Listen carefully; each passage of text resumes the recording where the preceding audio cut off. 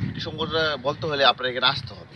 না আসলে বাস্তবে আপনি এই যে দেখেন মানে এই যে মাছগুলা মানে একদম পরিষ্কার, দেখেন মাংসগুলো একদম সুন্দর সুন্দর মাংস, হ্যাঁ কাইটা সময় যাচ্ছে পরিষ্কার করে কেটে সময় যাচ্ছে। আপনি এখানে না আসলে বোঝা যাবো না যে মাছের রাজ্য বললে চলে এখানে। শুটকি না, এটা মাছের রাজ্য।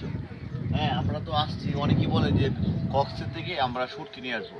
শুটকি আমি অনেকেই বলি ভাই চলে শুটকি আর দিয়ে বলে কলাতলি মরে যায় গিয়ে শুটকি কিনে এখানে আমি একদম মাধ্যমে আসছি এখানে, আমি চিনছি আরো 5 বছর আগে। হ্যাঁ আমি এক অটোওয়ালা জিজ্ঞেস করলাম যে ভাই আমি ভালো শুটকি কোথায় পাবো, পরে বলতেছে যে এখানে তো পাবেন আর একটা আড়ত আছে, এখানে শুটকি মাছ কেটে কেটে বানায়। আমি বলি, তাহলে চলেন। কত টাকা অটো ভাড়া? 200 টাকা অটো ভাড়া যাই যেতেই লাগবে। আমি বলি, তাই নাকি? আমি বলি, চলেন। সেটা নিয়ে আসলাম ভাঙ্গাচোরা রাস্তা চক্কর চক্কর করতে করতে আমরা চলে আসলাম একদম মাছের রাজ্যতে। দেখেন শুধু মাছ আর মাছ, হ্যাভি নাইস, মানে অকল্পনীয়, না দেখলে বুঝবেন না কেউ।